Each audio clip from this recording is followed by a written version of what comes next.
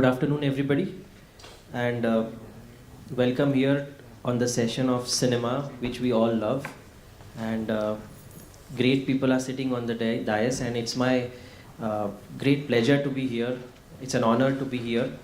And just to begin with, I would like to tell you a very short thing about how the cinema is, how the cinema is expanded here on this dais.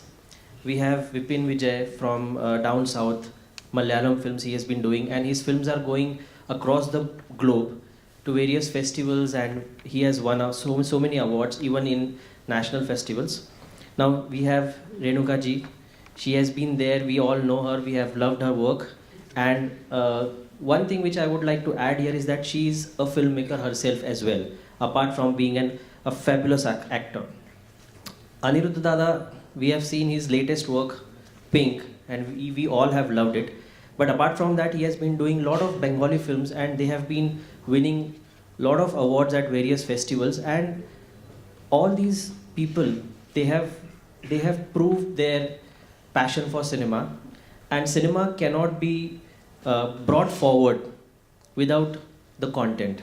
And that is what we are going to talk about, new waves and new vibes in today's cinema.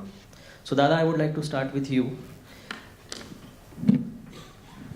So you began your filmmaking career from Bengal, and you have been doing Bengali films, I think, since 2006. And you have done many films before you did one film which became a national hit. People loved it, which is Pink in 2016. And since then also you have been doing other films. So my question, and I think everybody would be interested to know, what is the difference between approach when you're doing a Bengali cinema? Because the reason, Bengali cinema or Bengali literature is very, very strong. It has been there, just like a Marathi literature. It's very deep-rooted in the culture, it is deep-rooted in the society. And films or any art form based on that culture or that society reflects into the cinema. So I think we would like to know what approach did you have, or what approach people had when you made Bengali cinema, and when you came into a national mainstream cinema and you made Pink. What difference did you feel about it? Good afternoon. Firstly, I don't come from a film family or a very artistic family. And only thing I wanted to do in life is to be part of films. So I want to tell you this for a different reason, it will come. I started my life as a production boy, and who used to speak a little bit of English, and used to get the right kind of food and right kind of locations, because I started in a school called South Point, and most of my friends were well off. So I used to get their houses or offices or cars in my friends' productions. And I started my career in 86. I did a short film for National Network. And I didn't grow up with the best of the cinemas of the world, because there was no opportunity. I used to go, when I was very young, in class 3 or 4, I used to go to watch the mainstream Bengali films with my parents, which used to happen from very good literature. Suppose Kal Tumi Alaya by Ashutosh Mukherjee, he was a regular writer, And slowly when I grew up, I started watching, or I got the avenue to watch Satyajit Ray's film or Mr. Ghatak's film, Ritik Ghatak's film. But to us, there was no way we could see European films or films from other provinces, because we didn't have that access. And I was not like this. I was heavily into sports when I was in school. So my sports teacher used to tell me that you fearlessly do this. We were rowing champion, Fearlessly you do that. Don't think that you are going to lose or you are going to win. So my thing is, I am coming back to your question. We didn't have anything to lose, because during our time there was no money. We used to walk behind a taxi to save more money. When I wanted to save less money, I used to walk behind a bus. It's not like today's world, an assistant director gets so much of money. And I didn't assist anybody, but there is no money in anything. Maybe $50, $100, $300, and we were very happy. So we were absolutely fearless. Now we have become little, there are a lot of baggages. There is you have something to lose now because you have achieved something. But I don't know whether achievement is a very relative term. A lot of my friends, they tell, "Itna kuch kar liya." I haven't started my life yet.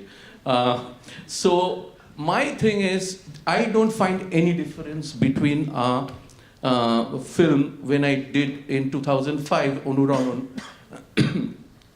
in Calcutta, or a film I'm doing in Bombay. I'll tell you why. Because end of the day, a film is a film is a film is a film. You have to believe in which you are doing. I'm doing a series right now on Rustingbourne ghost stories, and I am enjoying that, and it's like we're shooting like a film. The kind of dedication or commitment or belief or integrity, as far as I am concerned and my crew and cast is concerned, is the same.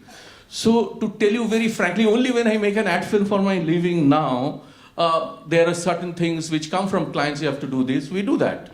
But even then, we have to believe and do this. Unless there is a belief, unless there is a trust, unless there is a commitment, unless there is integrity, I don't think any kind of creative work can be done. So when we did Pink, I went to a lot of people, because I don't know Hindi, I can't write Hindi. So a lot of people ask me this question, "To kya? Bottle foड़ दिया तो क्या हुआ? What big deal? What is there in the film?" And it's very difficult to make you understand what is there. So my friend Sujit told, "Come, we will make this film." And we were not very sure that it will be a hit or flop. We wanted to make a good film, and we did that. It worked. So when I made Amtohin, it's about emptiness, my second film. So everybody told me, "Kya hai? Kuch hi nahi ho raha hai. There's no action." But that is the time when I was suffering from a loneliness. I wanted to make something which I believe.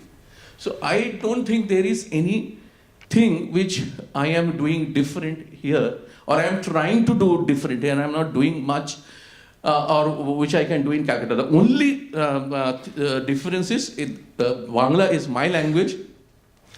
I grew up with Bengali literature, Bengali poetry, Bengali. I dream in Bangla.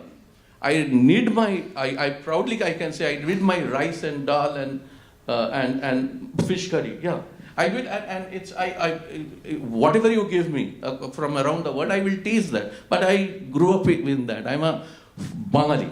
So being a Bengali, I have to.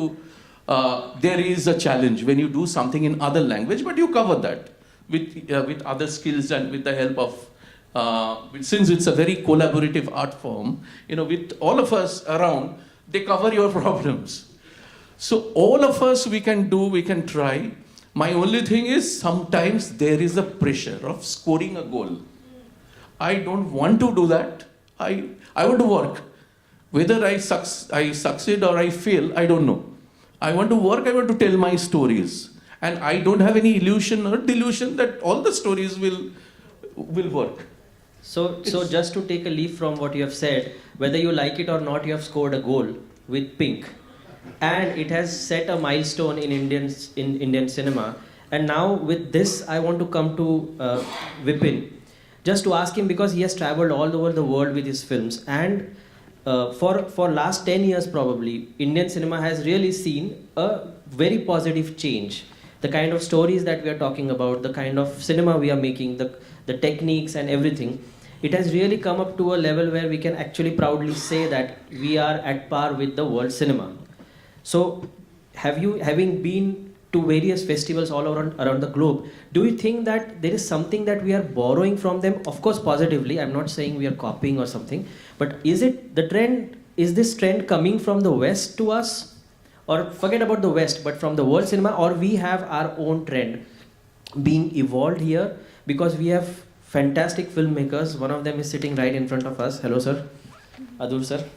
And we have been watching so many films and so many new languages being created with the filmmaking, and last 10 years. So what is your take about that? Well, I have to thank you so much for coming. It's an honor and a privilege to be part of such a session, especially a literary session, because Ever since I started teaching, there's been a very interesting problem that has cropped up when you teach screenwriting. We learn a language in our childhood, which is fine, but what is it that you do when you write for cinema? You know, so your literal imagination is totally different from the optical imagination that one transforms your script finally. Now, this is a very peculiar problem, actually, that one faces, whereby you start talking about cinematographic writing. What is it, and how is it different from a literary piece? It is a new kind of writing because we today, when you talk, I'll come back to the festival point.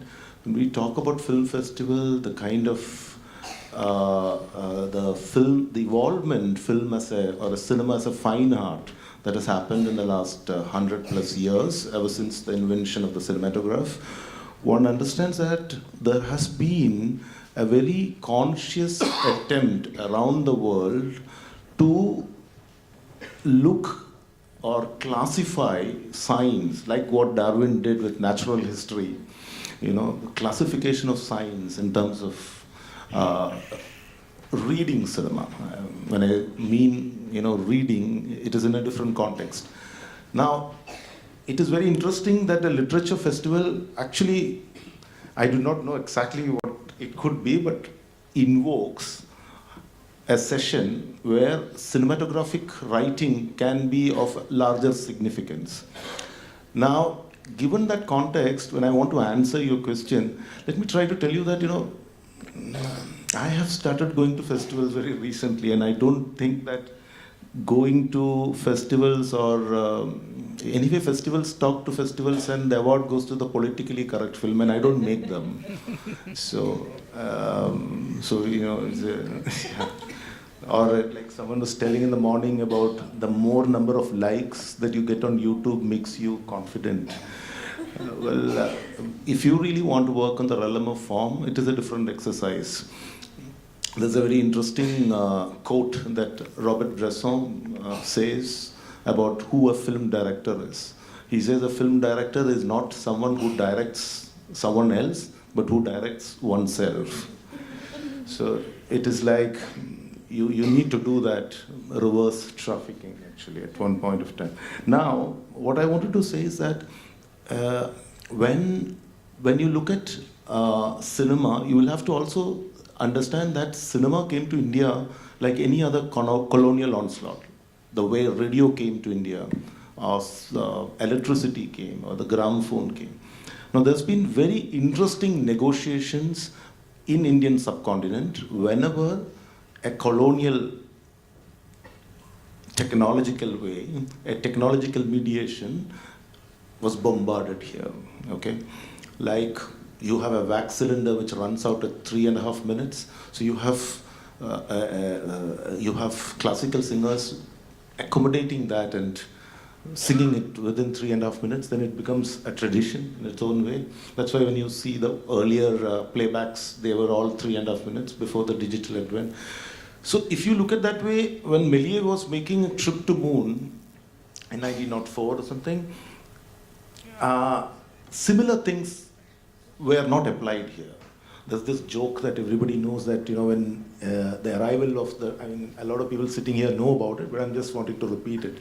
You know, when the first film was projected, the arrival of the train at the Paris Cinematheque, people who watched it actually thought that the real train was coming and they ran out. You know, but after 5 years, when it was shown in India, nobody ran out.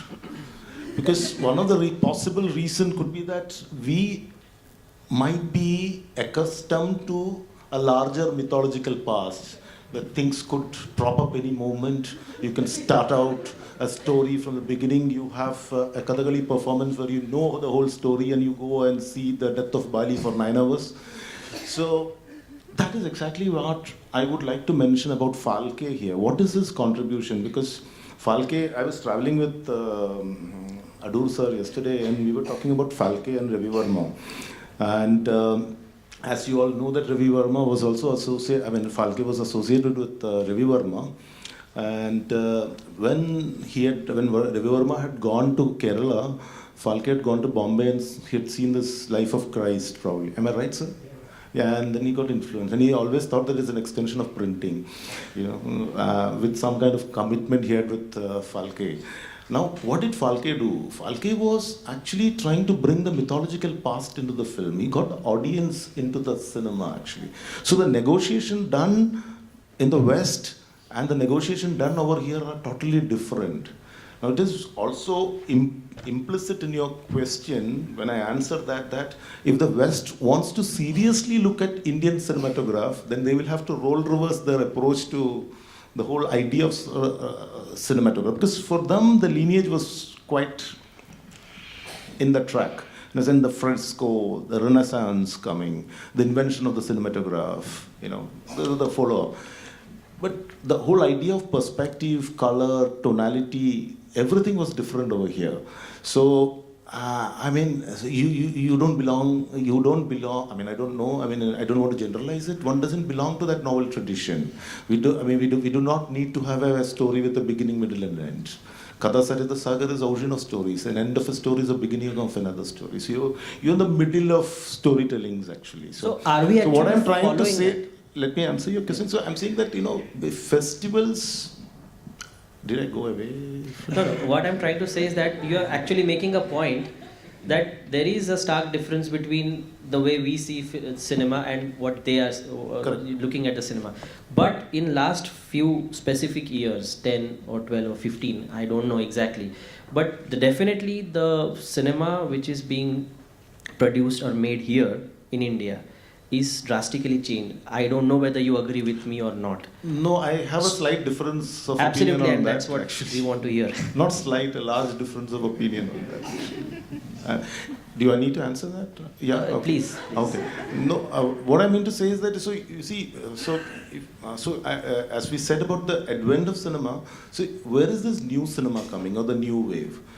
Perhaps our reference is to the 60s. A lot of reference poets and people from literature had made this reference to 60s and 70s. And 70s was an age where we lost the notion of hero, who's a hero, and the whole idea of reality being transformed to only image making. And then what had happened in France, this new wave, is that a few people like Jean-Luc Godard, Truffaut, Chabrol or Agnes Varda, who were writing for Kahir Cinema, decided to make cinema. They were film writers, basically. Now, there were two reasons to do that, actually. One was, Paris was at that time bombarded with information bombardment. So there was a very important idea to negotiate that. Let us look in a different way in literature, whether it is happening, or in current cinema it is happening, when certain bombardment comes.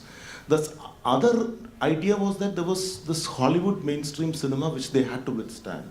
So there was a complete idea of auteur cinema where it can't be called personal, where they were making critiquing.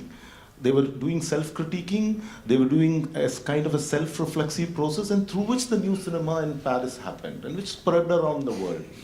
Now, it is debatable to see what is the new wave in India. I think, Adur sir, you would agree that Bhuvan Shom could be called one of the early front runners. Mrinalda is no more, but I would want to say that, and I would think Adur sir would also vouch for it. Bhuvan Shom is perhaps, and then of course the arrival of Eli Patayam, which actually completely changed the idea of vernacular cinema, how cinema had to be posited, not only in terms of its making, but its dissemination or transmission, everything. So I think a very interesting thing had happened, but you have to understand the fact that in India, the political cinema was directly linked to the alternate cinema. This is where the collapse has happened now. So when an organization like NFDC stops financing, Doordarshan, which is still the popular viewing apparatus, decides not to support. So there's an evident lack of patronage that comes in. And slowly, with the neoliberal policies being part of the universal idea, you are now forced to think whether you can create art within the late disastrous capital economy. Now, this is one crisis which India has addressed. I don't disagree. No, you're absolutely right. If- Good things, good art has to be patronized.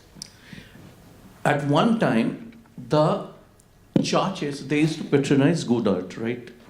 At one time, the emperors and the kings, they used to patronize. Then the government bodies, they patronize. Only in India there is no government body who, now the businessmen, they patronize art and they need absolute business. But it's right from beginning, there are different kind of stuff. There was pop, there was rock. I can't say pop is bad or rock is bad. There was good classical music also. We grew up with extremely good classical music. We used to go to every conference which used to happen in Kolkata. Every conference.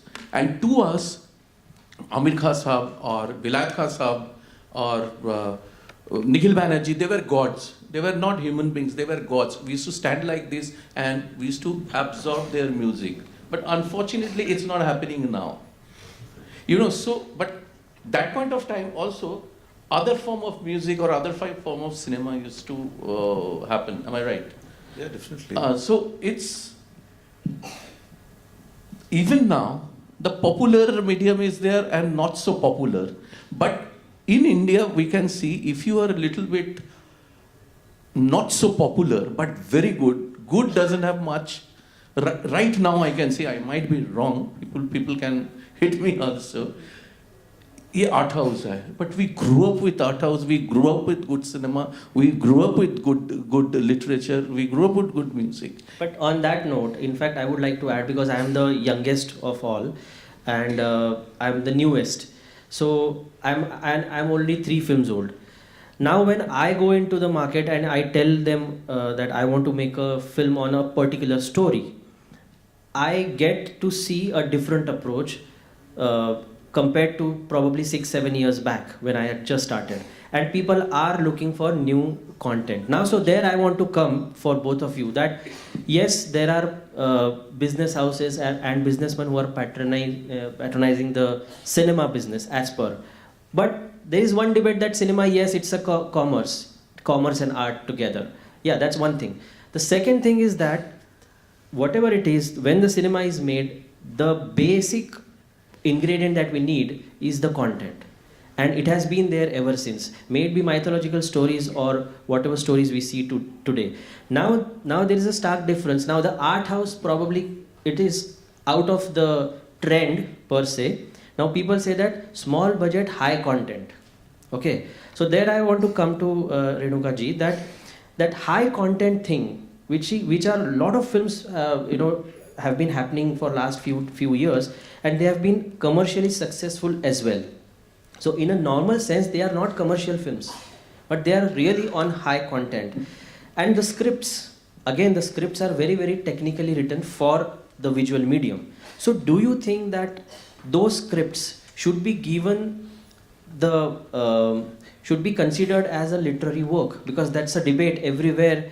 It has been happening ever since. I think people who are interested in films definitely read film scripts like their literature. I mean, all the films that you really love, you look out for the, published screenplay so that you can kind of know what you see on screen, what has been written, how it plays out. It's a matter of study, of course, and of interest. And I think, yes, because it is a genre which is so different from, the other forms of literature. It is something that is going to be translated on screen, but it's a work in progress. It's not complete in its whole. You cannot read a screenplay and say, okay, now I don't need to see the film. No. The whole process is only completed when you see the film. Then you can, as a study, compare it. So, in that sense, I don't think that it holds a place as a piece of literature, because your journey doesn't end there. Like if you're reading a novel or a short story, it could have potential to become other things. It can be a play, it can be a film, but your journey has ended as an audience of that book with it. You're happy, you've imagined it, you've liked it or not liked it. But with a screenplay, you have to see the screenplay. finally. No, So- just to add to that, screenplay, yes, it's a technical document, but essentially you're telling a story. If it is not adapted from a play or a book, it's an original piece of art and it's an original piece of work. So, do you consider that as literature? Forget about the middle stage, work in progress, which is a very very technical document. Probably a general person would not even understand why a particular screenplay is written in that way. But essentially, it's a story. So that story in totality, only written for film, do you still think that it can be classified as a piece of art and a literary work? Because I'll tell you why. Because there are lots of films which are made but not gone to the last person in that region, and they miss out on that. And once the film is out of business, per to say, the story is gone. Nobody knows about that. Now with the digital platform, yes, we do have an option to go back and watch the films which we have missed in the past. But again, it's not, unfortunately, not available to everybody right now, for whatever reasons. So do you think that filmmakers, writers should take extra efforts to bring out their stories as piece of art in front of others who have been deprived of watching the film? You know, the best part of filmmaking is that you don't have to be literate to be film literate. Okay? So when you're reading something, you have to be literate. So it actually reduces the audience. A film reaches more people because you can just watch a film without being without doing courses, without doing anything. You can appreciate a film or just watch a film and experience a film, while for any literary form you have to be literate, which is something which requires some amount of study. So I think it is in fact a restrictive thing as compared to a film. So that's why I feel that a film has to be like any performing art, that the journey starts with a thought and then it goes on, becomes bigger, you gather people, you're performing it, and then the journey stops at the audience's experience. So it's not just your performance or the film screening that is the end of the story. The story is happening in the heads of the people who've experienced that art form. So which is very strange, because the literature is completely the other way around. Like, you are creating a whole universe.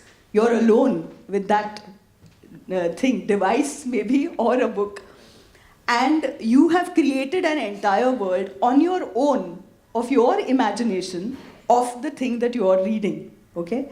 While you are sitting with a whole group of people while you're watching a film, and yet you are alone, but you are not imagining because things are being shown to you.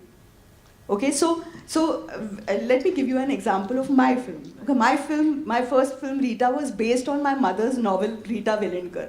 So it was adapted from her book, but her book has 1 million films. I have just made one film out of those 1 million films in that novel. And in that journey, which I have chosen and I have adapted, when my mother reads my screenplay, she says, "This is your Rita. It's not entirely my Rita Velinkar." So that's why, in fact, I called the film Rita also, because it was a different creation rather than, Rita Velinkar, which is my mother's creation. And people have read the novel and people have experienced the film as completely different, because it was made in a different decade. So many things change. So perspectives change, your approach to an individual process, and a very let me say, a very absorbing process when you're reading something, and a collective process which is actually absorbing, in a collective dark space. So I think that when you relate to that film, you don't relate to a film as adapted from a book after the first few minutes. It is its own film. And the book itself is completely different, and so it stands on its own.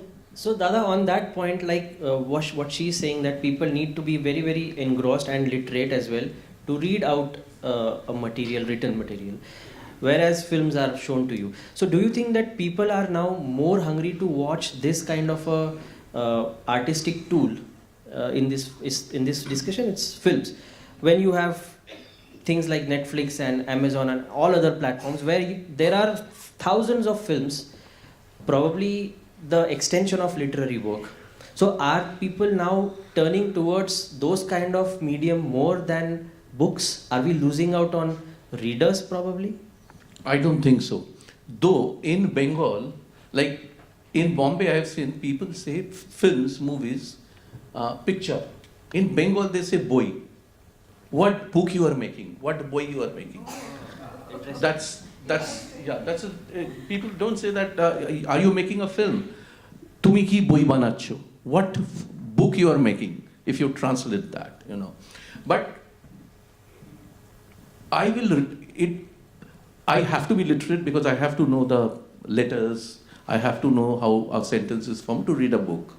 I read a book, I extend my imagination and I try to understand, or I don't understand, or I get engrossed, or I don't. But it's a very symbiotic relationship with the book. The same thing happens with film also, but the film gives you a more wide perspective. I can see the shots, I can see the sky, I can feel the breeze, due to sound and this thing, due to lensing, I can emote with the characters. Due to acting, I can feel the pain and suffering of the people who are acting, of the characters. But there is something, I don't think everybody can take a film the way you enjoy one particular film, the same way I might not enjoy it. So I find it very symbiotic. All of us, we have, with our heart, our mind, our intellect, we reciprocate to a film. Another thing, I don't think, because I meet young people a lot. All my daughter's friends are my friends. All my friends, due to advertising, I meet a lot of youngers. I think they read book a lot nowadays. It was not there 15 years back. Suddenly the reading of book, due to Harry Potter, I think. Again, reading of book has people read, people watch also. Now what's happening, it's not about a good literary work. It's about a good content. Now the exposure level has gone huge. I'll try to explain in a very simple way. I need breakfast in the morning. I feel hungry. So you give me egg and butter, I will eat that. I don't have anything, you give me one banana, I'll eat that because I feel hungry. Now the hunger to entertain yourself intellectually or for fun is there. So what we see, we start liking things. It's like human beings. I meet some people, or I meet a human being, a man or a woman, and I start falling in love. And falling in love means I love to spend time with him or her, So due to this Netflix and Amazon and digital other formats and DVDs and iTunes, now people can watch their movies. Now our tastes are changing. I think more than us, my kid or my friends' kids, they are much more aware, politically aware of whatever happening everywhere. They are much more aware of the environment. We were not, trust me. True, that's true, I agree. So the requirement is changing. More realism is getting into films. Only a song and dance, they will say, what is the context? So but I must say that there is an issue with committing yourself for a period of 3 hours on the digital space. I do feel that. Because you can shut off something and move on to something next, and you're busy flicking and browsing. So if you take the amount of time a teenager spends on browsing rather than committing to a particular film for that period of time, I would say that there is more amount of time being spent on browsing because the attention span is shorter. So if they do not relate to a particular product in a particular period of time, which could change. When I was growing up, for us there was no way out. You see the 3-hour film or 2.5-hour film and you judge it after seeing the entire thing. And now in the first 30 seconds or 1 minute or 2 minutes, there is a judgment which even very young children do. So there is a certain amount of pressure I feel on content providers, and which cuts back on the nidarta which is required for filmmaking of that intensity and commitment. That you are not fearless. You're not fearless while you're making anything. Your producers are not fearless while putting their money on your films. So, I mean, I don't know. So No, does but very interesting And we thing. don't have state sponsorship. So, The other day, So I just add a point to, because I might miss it. I really liked what Renuka said about it, which made me think suddenly about something. I also like what you say about being exciting yourself, being a self-exciting machine yourself. What she said has something to do with cinema in this discourse that we are having, is that in a festival like this, that context can be even more sensitive. That I think this can be opened up also after this session, that, like in Alankara Shastra or in poetics, we read few lines and we say it is poetic, okay? Now, what is it that we say what is cinematic is a question. This is very important that we start defining these things. Otherwise, for example, I like what she says because of the fact that because there are a lot of writers sitting here, when you write 5 lines and I read them, this particular writer actually has an imaginative reader. He completes it. Now, in cinema, there is no imaginative viewer when I make a film. Then what is there? It is the negotiation the self of the viewer makes with the film. So there's a large amount of intellectual not in that sense. There is, look at a film like Ziga Vertov's film, Man with a Movie Camera. It has no dialogues. It is about the modern Russia. It is shot in one village, processed in another village, released in another village. It is one of the very important dialogue that has been ever made. Anybody living in any part of the world can watch it.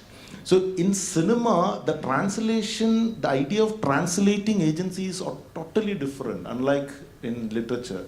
I would like to say that literature and cinema has no connection in that way. Wow, that's a statement, I think. Statement of the day. But I don't know,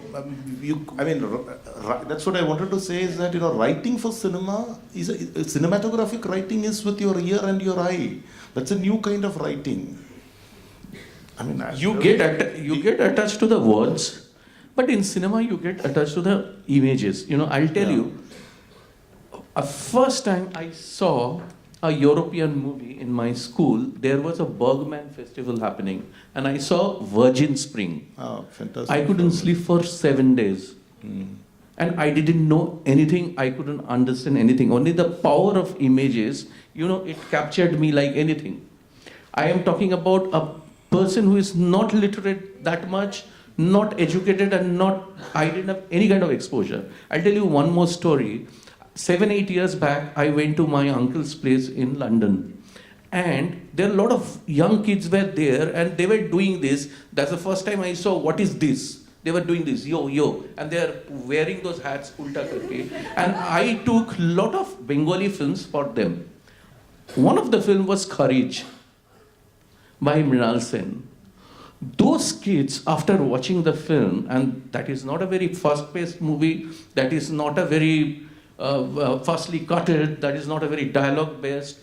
After watching the movie, they told, Mama, you have got somebody from Calcutta, she works for us. I hope nothing happens to them. So cinema also resonates in its own way. The reverberation happens. It's something like something is happening there, the tree is moving due to a breeze, and that also affects me. I also feel good or bad. So there is something, and there is it's very difficult to give those reasons why something happening there is resonating me. It destroys sometimes. We know, all of us, we have sleepless nights watching a scene. Kuch hota hai yahan pe. Itna dard, True, it what you're pains. saying. Or you become so happy, start flying. Wow, suddenly so it has any kind of art has this. You hear when I am very unhappy or when I feel depressed, I listen Jai Jayanti Bhimsen Joshi, and I feel wow, charged. So it's there, and literature is part of cinema. Cinema, I think, it's like automobile industry. It has chemistry, it has physics, it has leather industry, it has electrical industry. Cinema has a lot of other things. It's a very collaborative, lot of elements are there. But I think cinema is a very visual medium. That's, of course, goes without saying. So now the $1 million question, that do we really have new trends and new vibes in Indian cinema today, as of today? So that's the question I think we all should answer, and then we can throw it open for the audience. Vipin. Interesting statements he passes. So A lot of elements are happening. yeah, absolutely. If you ask that, there are different perspectives. A lot of films people are making for themselves. I want to make a film and that's it. I'll be happy. But a lot of films which are becoming important, and also they are becoming popular, which was not there. Yes, definitely. You know, so there is, as far as I am concerned, I am very hopeful. You can now tell a story, either on a screen, or you go to a digital platform, or you write something and do it and upload it. People will watch it. If there is good food, people will smell and go there. It's people. Yeah. There is a way people can access cinema. So I think there is a little kid from one of the, it's from Burdwan, from a remote village in Burdwan, not from main Burdwan, made a film, a ghost story with a cell phone. It was so captivating, you know, it was so beautiful. So things are happening, and slowly good cinema, I think there is a time where you can try to make good cinema.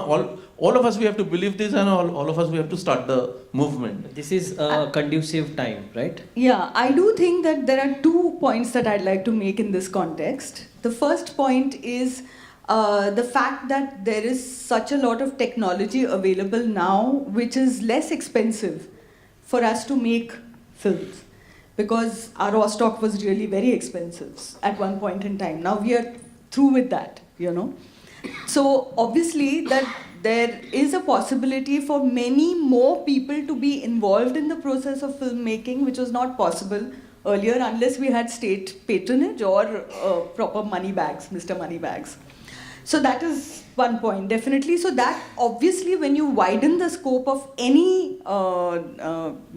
technology, any industry, you are bound to have new voices, new thoughts, new ideas. Also, because now we can play around with even the time given for story making. Like you make short films today, and they are seen. There was a point when we had short films, but there was no audience. I mean, there was no distribution for short films, or there was no distribution for documentaries. Now you have platforms where we can distribute even these ideas and these thoughts, which is also a part of filmmaking. That is one of the things which is very, very positive, I think.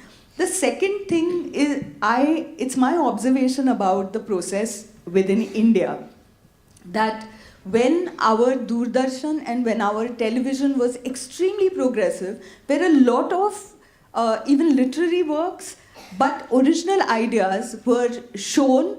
Even very edgy stuff was going on television, and it was coming free into our houses. Our cinema was worse. Our cinema was really, pandering to a sort of bad convention candy floss. Okay? So maybe 80s, 90s, I would say that was a nascent time of television, and cinema was, unfortunately. Now cinema has become really, really the place where stories can be told from, say, I can tell a Marathi story, I can make it in Malayalam also. And people will watch it because there is that wideness of watching cinema. There is a certain appreciation which has been created. And television is extremely regressive. Television, yeah. So the best way of keeping Indian cinema rich and vibrant, I think, would be to keep television regressive. So I hope people are not listening to what you're saying, those who actually... Content providers are very busy doing regressive stuff, not to worry. So there is a possibility which is happening nowadays, Yeah, which we should take it positively. Sir. I agree to what Renuka says. Technologically, there are a lot of possibilities. I would say that this whole debate on democratization of technology, etc., after a point, we all know that being equipped with technology doesn't mean that you are going to actually perform. Where are you performing as a filmmaker or whatever? Now, I'm saying, in today's context, if you want to look at, see, what do you find the difference between the classical cinema and the modern cinema? If at all we call that, we are making modernist cinema. Whether our modernity is, as you say, modernity in India is a very complex issue, because whether we were modern at all is a question, because whenever it's like we are progressive at one time, and we are extremely conservative at the same time. It's like this Greek god Janus. It has a face looking this side and one this side. It suits the Indian modernity well. It's full of paradoxes. So whether we actually are involved as modern artists is slightly confusing and debatable. Dada also knows that if you look at the World Film Festival market, no Indian films goes there. It's not there in the current art house circuit. An Indian dancer might perform, or an Indian musician might do, but the Indian cinema is not there. Let's be very fact. That is not because there has not been very interesting first attempts or not, or whatever. Now let's see, in 50s, the classical cinema had people in it. Whether they were poor, whether they were confused. It actually had the movement of people. It dealt with the idea of people in the center, actually. But when you come back on a later film, the modernist film, the people are missing. It's all about how temporal you are with regard to cinema. This is where the Indian cinema is confusing.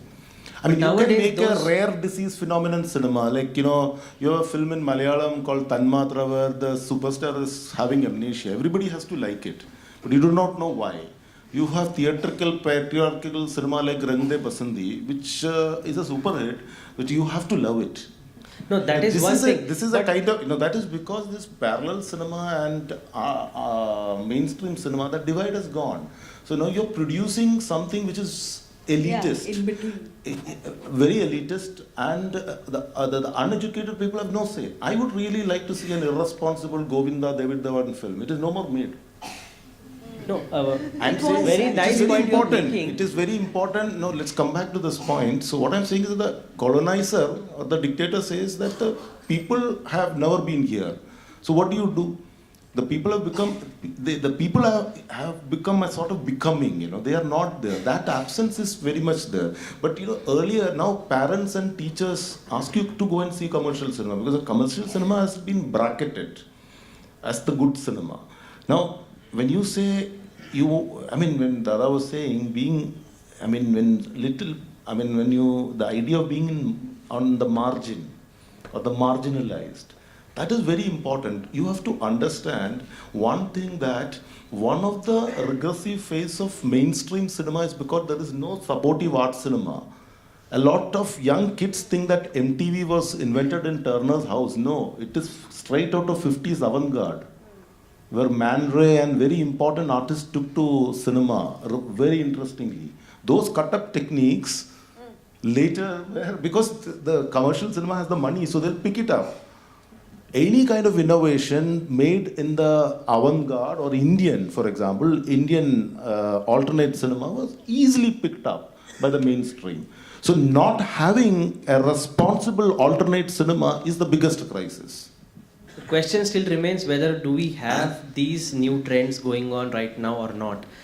Why? Because I'll tell you one quick example why I'm saying this, because I am also part of this journey and I am still facing that.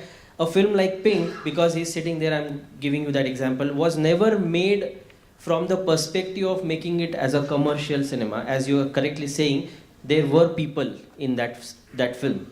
It became commercially hit, and it was still a very good, very well made film. Also a very good literary work, I would say. So that difference is definitely not there.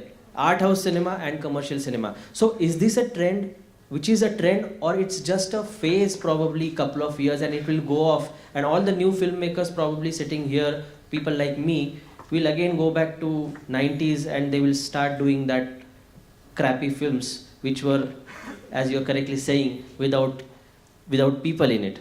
That is the question which is being asked here, and this is the answer that probably we need to But find. I will not, make audience responsible. I think people who are in art, they are also responsible.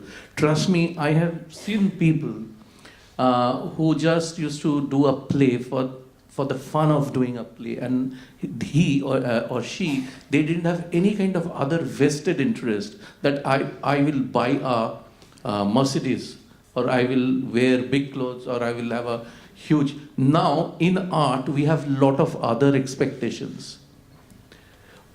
Why I am saying it, and which is creating a confusion. It's so when I am trying to make a film, I have other achievements in mind, but I know I need to make other things. But It's like Dada, in your place in Calcutta, none of Hrithik Ghatak's film have ever ran except for Megha the Katara. But a film made on Hrithik Ghatak as an alcoholic is a super hit. I mean, that's disastrous actually. I'm very sorry, you might be your friend. yeah, absolutely. But I'm So, saying, there are a lot of social reasons. where do you study Ghatak? I mean, he must have been an extremely sad man, one of the most important modern Indian filmmaker. So, am I right? you're absolutely right. They didn't have a lot of. So I'm saying, just because I come from Kerala, you cannot now watch films in Kerala Film Festival. The idea of Kerala Film Festival and all, we know Adur sir was the pioneer in bringing it here and everything. We know about it. I don't want to tell it again. Large number of people attend it. But where are the films made by Malayalis? Large number of people attending doesn't guarantee that you are emancipated. But that's the fun. No, it was not all about money that point of time. It was not all about now everything. Now we have to be successful. I can't translate it in English. My grandparents used to tell me, Manush ho, you become a human being. You become a good human being. Now you have to become a wealthy human being. So there is a difference. So all of us, we are changing. So it's not only technology, not only this. As human beings, we have changed. I have seen photographs, people dying on road and they are taking selfies. So what kind of, so... There's a height of responsibility. So Yeah, I'm saying absolutely. that, look at, one of my friend was yesterday telling me, a lot of people would not like this when I say this. It is actually it's a number game again. Around 60 to 62% of India's population is below 25 years of age. Think about the memory content of this nation. It's very important to really think that, where are we? I mean, what is the consensus we are making? I'm not on Facebook because I don't see faces there. Neither do you see a book. So I'm saying that. I'm saying that. Real. This kind of adda is unreal nowadays. I'm okay. I think. I'm saying. Now we are hearing that when we present a film, what is the ROI? मैंने बोला अरे बाप रे ROI क्या है? Filmmaking has become like a corporate presentation. मतलब कुछ नई चीजें मांगते ही रहते हैं. If you're Renuka, are you contradicting yourself? What? No, because are you supporting it, or you said No, it's horrible. No, even then, I am very. It's hopeful. I don't horrible. know. I am saying that if you have a person who is wanting to, suppose they say, ki, give me a one line, which is what you start with, okay? And you're a, Bhavi filmmaker, you're pitching, yeah. And you are, you gave a pitch and the person got very interested with your idea and said it's a fabulous idea. Now come and give the further, whatever it is. So now you're going into, ad film, to short story, to screenplay, you go through that whole process of, discussing with them. And at every point they want templates and emails and things which take you so far away from the process that you're dying to get to. You know, so that process itself is tiring AF. One of That's my there. friends recently said an interesting thing. People, it is time not to make. Sorry? I mean, everybody's making. I said it's time not to make. No, I But think, at the same time, we should be hopeful. I think let's try. There's no harm trying, and they want to watch good stories now. They want. I can see that. I also make ad films, from advertising. I can see they are getting into realism. They don't want those fake make-believe world, changing. Everything needs a time. So all of us, we have to be hopeful and we wait for the right time. And I agree that there is a let's- change, but the change automatically brings in a conflict. Are we addressing that conflict? Is the question. It's a very personal Right, thing. yeah. Conflict is a very personal thing, Absolutely. so probably here we have opened a can of worms and this discussion will go on forever. But just to sum up and open it for the audience, I just want to express what I have felt. Earlier, probably people used to say that if you want to make a commercial film, bring on something like, just to quote, Kabhi Khushi Kabhi Gum types. Nowadays, people think, acha, bring something like Pink. I think that's a good change, very positive for filmmakers like us. People are accepting new stories and new approaches towards making films. And I think that's what Dada is saying, that we are hopeful to have it even Have to better. make it. We have to make it. So I think good that we all are here. I think if there is anything, please, yeah.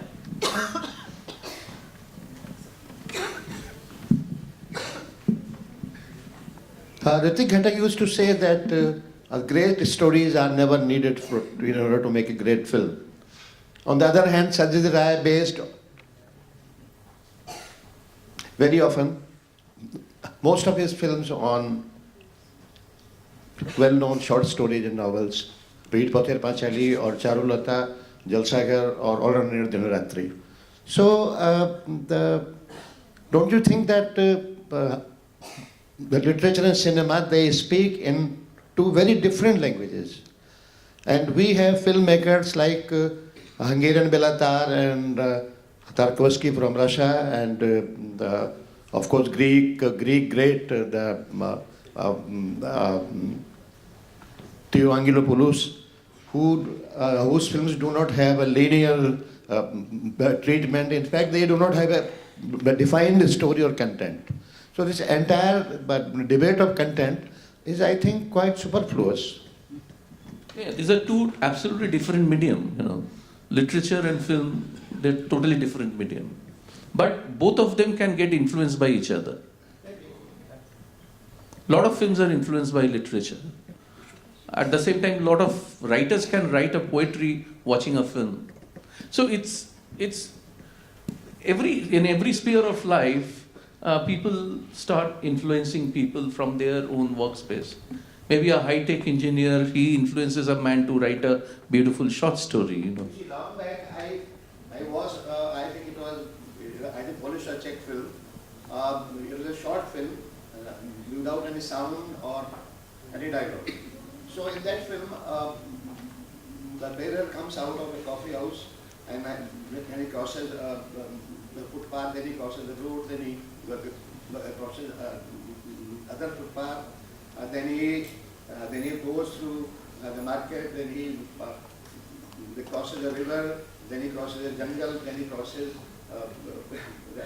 then he climbs the hill, and on the hilltop there is a charwara with his lambs. So he gives him, he hands over that cup of coffee to him, and then comes back, comes likewise with that pace only, and he goes inside coffee house. I tried to write this story in words, but I failed to create that effect. And I'm just wanting to put a few things that, when we talk about Belatar and Tarkovsky, it's important that, I mean, they were imprinting a certain time within their socio-cultural context. They became cinematic objects in their work. Now that imprinting of time or imprinted time, it's a coinage by Tarkovsky himself from sculpting in time. But exactly, he's sculpting in time actually. So that time is new. That time is not a historical time. That time is not a clock time. That new sculpting of time is the cinematic achievement of these people. That's how they become very modernist. I'm very happy. These names are not even spoken now. But not exactly the people who do it. But I think, but this is the same thing about Tarkovsky, because Tarkovsky keeps lamenting because nobody watches his film. People, there was this debate about film getting banned, okay, recently. So I tell my students, don't make films to get it banned. Now, if your films are getting banned, take it very positively. Because you think about Tarkovsky making Stalker in Russia. How does he get permission? Can you make Stalker? Unimaginable. And somebody was telling me the other day that, Stalker was reshot, it seems. I mean, Stalker itself is such a mammoth. I mean, look at how can you make a film like Solaris and using the Russian engineering, which was conceived by Eisenstein and others. So I think we had a fantastic session, and thank you very much, all of you, and thank you very much, Thank the you. panelists.